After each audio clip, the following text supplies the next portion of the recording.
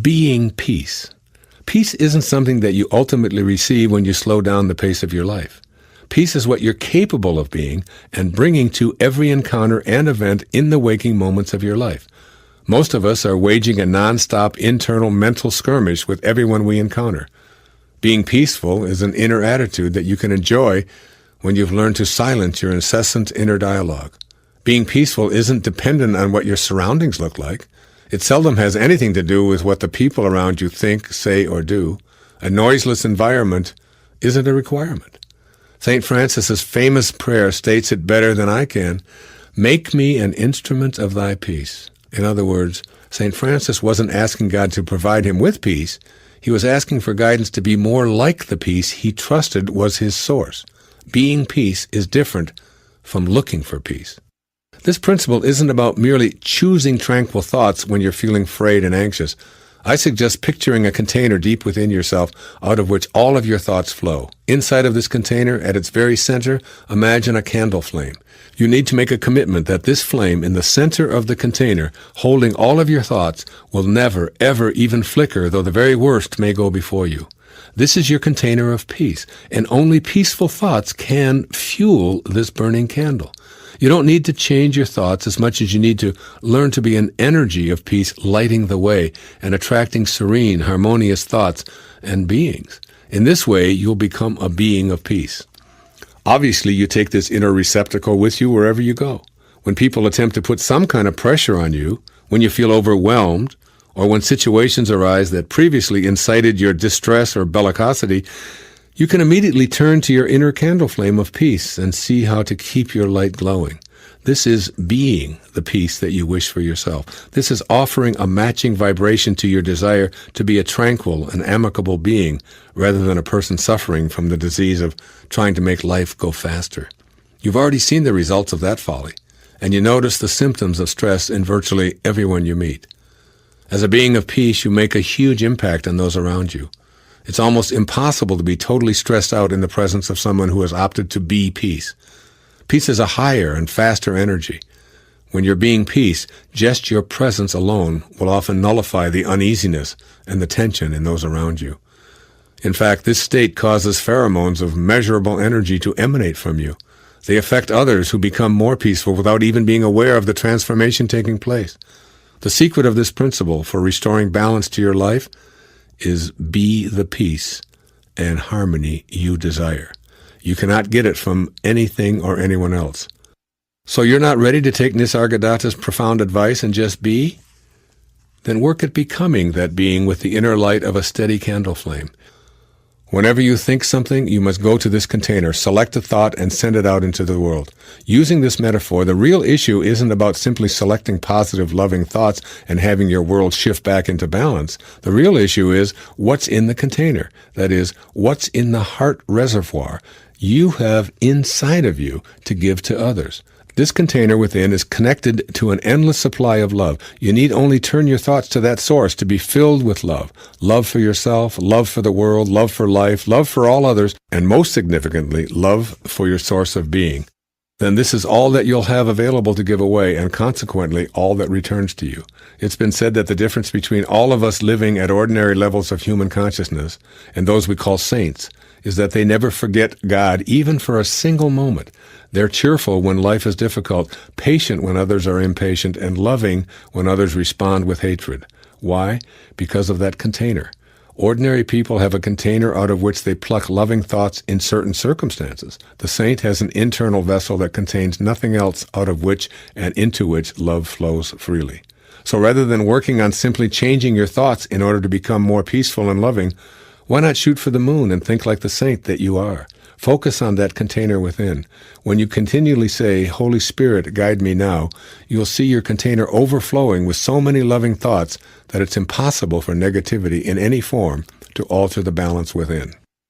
We seem to live in a totally out-of-balance world where our desires for feeling peaceful are challenged by the myriad non-peaceful energies that are considered newsworthy. But we do have a choice in this matter. And we can choose to realign ourselves energetically with our desire to live in this world peacefully, regardless of what's going on around us, and in spite of the non-peaceful energy we're so often subjected to. Sogyal Rinpoche observed that, quote, two people have been living in you all of your life. One is the ego, garrulous, demanding, hysterical, calculating. The other is the hidden spiritual being whose still voice of wisdom you have only rarely heard or attended to, unquote. I'm inviting you to restore some balance by looking for heaven everywhere and listening and attending to that hidden spiritual being that is within you at all times, begging you to pay it more heed. Where there is injury, pardon. This is about healing, whether it's physical or emotional. Bringing a sense of pardon to the presence of injury. I've just produced a tape with Hay House called The Secrets of Your Own Healing Power, in an address I gave to a chiropractic convention a while back. And the secrets of your own healing power are basically to understand, well, here's a letter that was written by a woman. Her name is Gladys McGarry, and she wrote a book called The Physician Within You. Wonderful book. She's a medical doctor. And she relates a conversation with her son Carl, who had just finished his internship and was specializing in orthopedic surgery.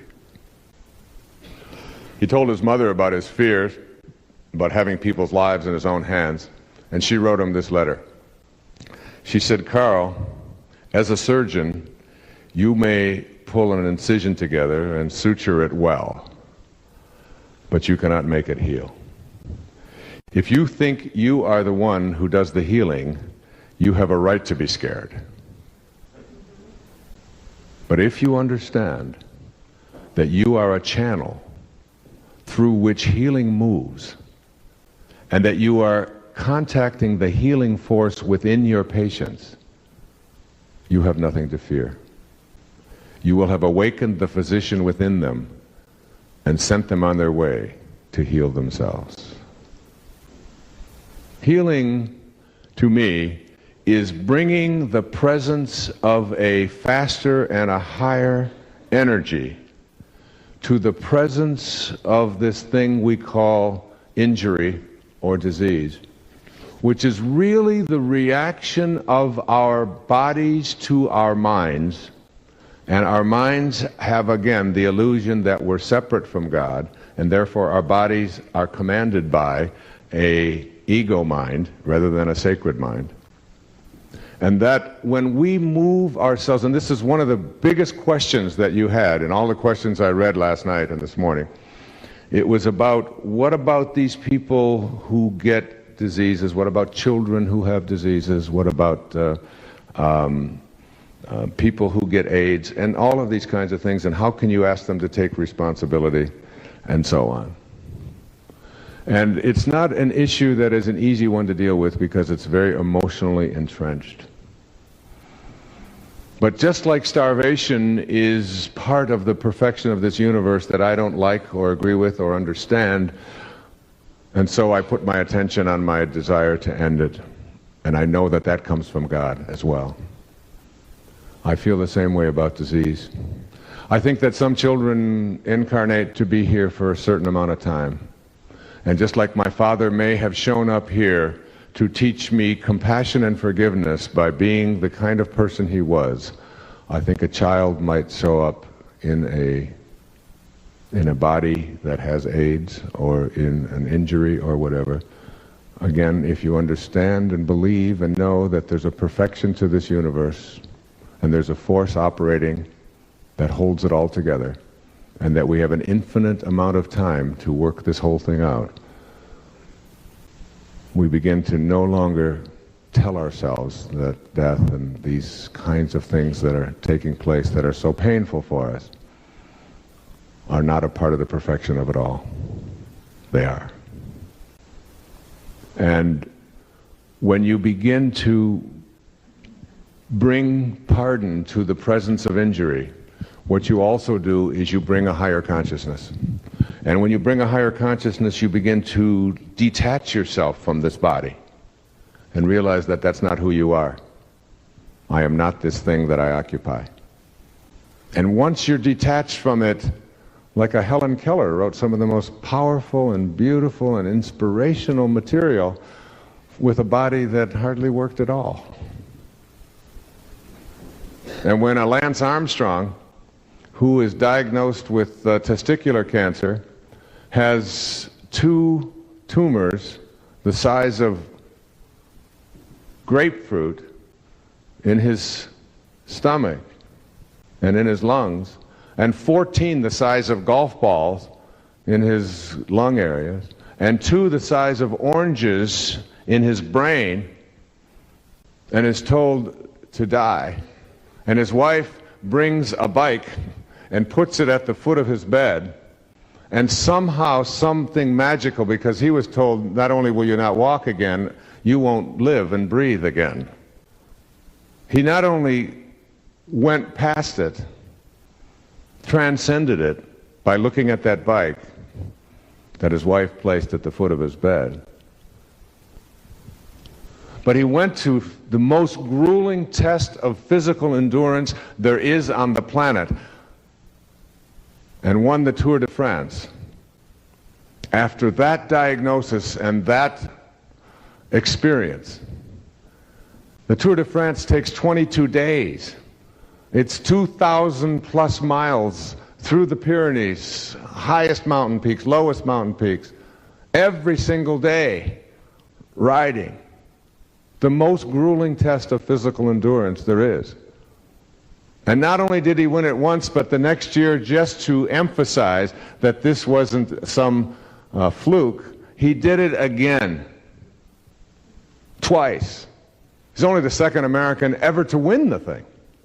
And he did it 2 years in a row after that cancer. And he wrote his autobiography, and it's called It's Not About the Bike. I recommend you read it. He brought something to the presence of this, and a miracle took place. And the law that has ever allowed any miracle to take place in the history of humanity, it's still on the books. It hasn't been repealed. It's there. Where there is injury, let me bring pardon. Become conscious of precisely how you are using the words I am in your daily conversations. If whatever follows these 2 words is not fully aligned with your perception of how the creative source of the universe would be speaking, then make the correction on the spot. Say to yourself, I am the resurrection and the life in thought and feeling. According to the I Am Discourses of Saint Germain, quote, it immediately turns all the energy of your being to the center in the brain, which is the source of your being. You cannot overestimate the power in this statement. There is no limit to what you can do with it. It was the statement that Jesus used most in his most difficult trials, unquote. Secondly, notice how those around you, particularly family and close friends, use and misuse the inherent power of I am in their lives. Observe that many people say, I am weak, I am poor, I am depressed, I am sick, sad, afraid, I am unlucky, and so on. And they continue to attract that into their life. If they are willing to listen and change, gently remind them that there's no way to attract what they prefer without acknowledging and applying the active presence of God in them. No arguments, just gentle reminders. By observing and teaching the I am awareness, you will become more aligned with your highest self. And 3, remind yourself often that you have to send the old, unworkable fabrications about your highest self out of your life forever. Be able to say, I am God with pride and assurance that you are not being blasphemous or inappropriate. Believing in that ego-driven idea of a guide as a malevolent super being who plays favorites and is filled with rage if you displease him is akin to believing in the Easter Bunny and praying to that rabbit to solve your problems. Keep uppermost in your thoughts the words of Jesus. God is love, and that you are proud to be that all-powerful God yourself. You are God, the I am that I am. Know it and stay in harmony with this divine I am presence. Perhaps now it doesn't sound so foreign to you to assert your divine nature. You might just want to start by being careful not to use the words I am when describing yourself in any way that isn't congruent with your newly awakened, God-realized self. The lines of the 40th verse of the Tao Te Ching, quote, "Being is born of non-being," unquote. This was Lao Tzu's observation 2,500 years ago. The visible world of being originates in non-being. Some 500 years later, Jesus would tell his followers, "It is the Spirit who gives life." John 6:63. I could go on through all of the great spiritual traditions and offer you quote upon quote that states that it is in the invisible, formless realm that the originating spark of life begins. Today, the world of quantum physics confirms that the universe is made of formless, spiritual energy, and that particles, that is, things, do not originate from particles themselves. Everything springs from something that is akin to your imagination. You can't touch, or taste, or see, or hear, or smell it. It has no boundaries. You can't prove it with mathematical formulas or scientific verification, yet we all know that it exists. These invisible thoughts that you have, these ideas that continue to percolate within you, these fanciful imaginings that are always with you, are beyond the scope of science to prove or disprove. It is up to you to channel and use this magnificent endowment to work in the creation of all that you choose to place in that imagination. Taking charge of your imagination. My favorite definition of success, which I've cited on numerous occasions, was offered by Henry David Thoreau in the middle 19th century at Walden Pond.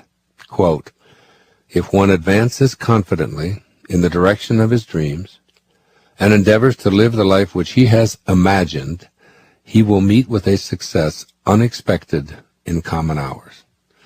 I've italicized two words in Thoreau's definition of success: dreams and imagined. What Thoreau is saying to us is so important to you today. Be willing to dream and imagine yourself becoming all that you wish to be.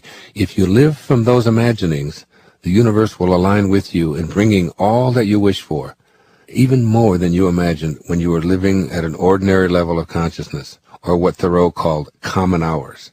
Keep in mind this basic axiom: if all that now exists was once imagined, then what you want to exist for you in the future must now be imagined.